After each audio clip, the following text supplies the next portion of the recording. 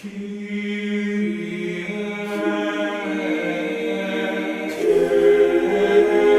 I'm Father Joseph Mary, and welcome back to A Simple Word, where we reflect on the gospel for the coming Sunday.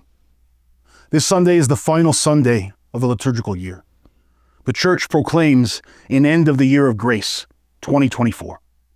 The following Sunday, a new liturgical year begins with Advent. Another year has passed. The unknown day and hour approaches nearer for each one of us. We're closer than ever to standing before the Son of Man. On this final Sunday of the church year, we celebrate Christ the King. In John's Gospel, Jesus is standing before the Roman governor, Pontius Pilate. Why is Jesus here? The Jewish people were a nation occupied by a foreign power. The Romans allowed them a good measure of self-government, but they had no authority to carry out an execution. The ius gladii, the right to the sword, belonged only to the Romans. If the Jews were free to carry out the sentence of execution, they would have simply stoned Jesus to death. This was the Levitical penalty for blasphemy. In such a case, the witness whose testimony proved the criminal's guilt would be the first to throw a stone. But because the Jews were forbidden from carrying out an execution, Jesus would have to die a Roman death. This is precisely why they brought him to Pontius Pilate. The Roman emperor stationed regional governors in areas of likely conflict, where the people might at any moment rebel and revolt. And as a governor, Pontius Pilate was a gross failure. He had a contempt bordering on hatred for the Jewish people and for their culture. Rather than follow his charge and maintain peace, he had 3 times incited the Jewish people to violent protest.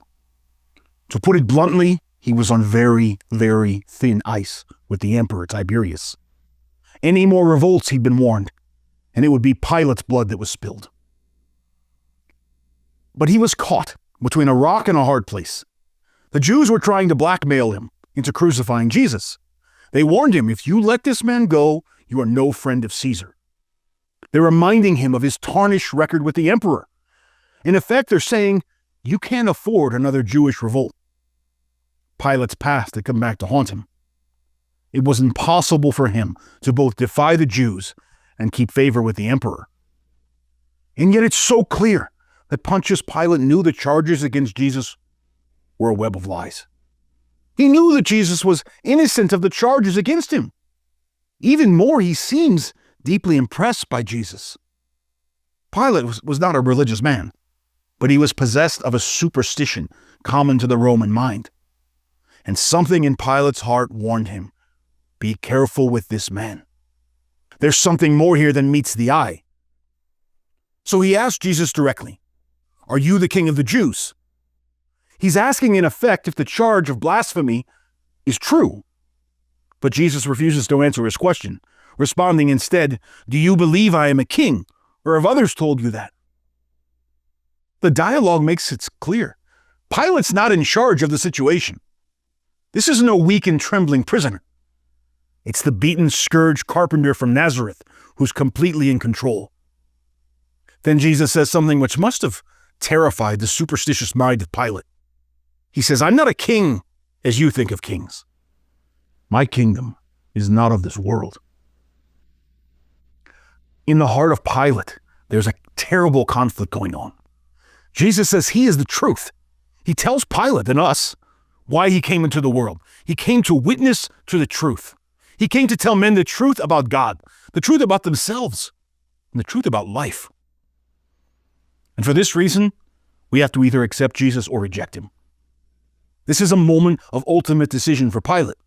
It's this decision between a kingdom of this world and the retention of his power, or a complete abandonment to the condemned criminal before him. We can almost feel the power of grace tugging at Pilate's heart. Truth is right before him. But in the end, Pilate fails. His answer seems almost sad. Qui est veritas? What's truth? And with those words, he abandons Jesus. What about us? As we hear this gospel proclaimed to our lives, we must ask ourselves the most important of questions. Who is the king of my life? Every day, I'm faced with countless decisions. Every day, I must choose a path to the left or to the right. And in these choices, are we following Jesus Christ? Are we seeking first the kingdom of God? Because too often, we don't. We seek our safety and our security. We seek worldly happiness. We compromise our morals. We choose what's easy. We avoid suffering at all costs, and we distract ourselves with our technology. Today, on the Feast of Christ the King, Jesus Christ stands before the door of our hearts. He asks us a pointed question. Are you with me or against me? Shall I rule as king over your heart? In the first reading from the book of Daniel, we see a vision. Jesus Christ is coming on the clouds of heaven. He's coming in triumphant glory. Jesus is coming. He's already at the door.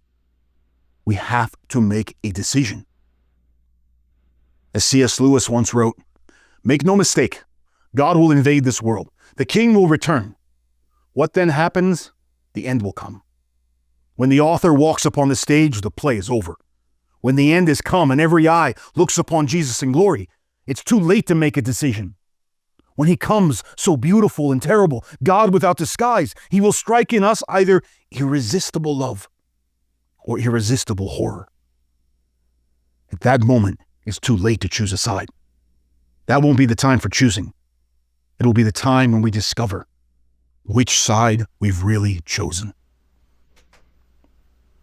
God is holding back. He's patient. He's giving us a chance to choose Christ as King. That's why it's a time of grace, a gift. But it won't last forever.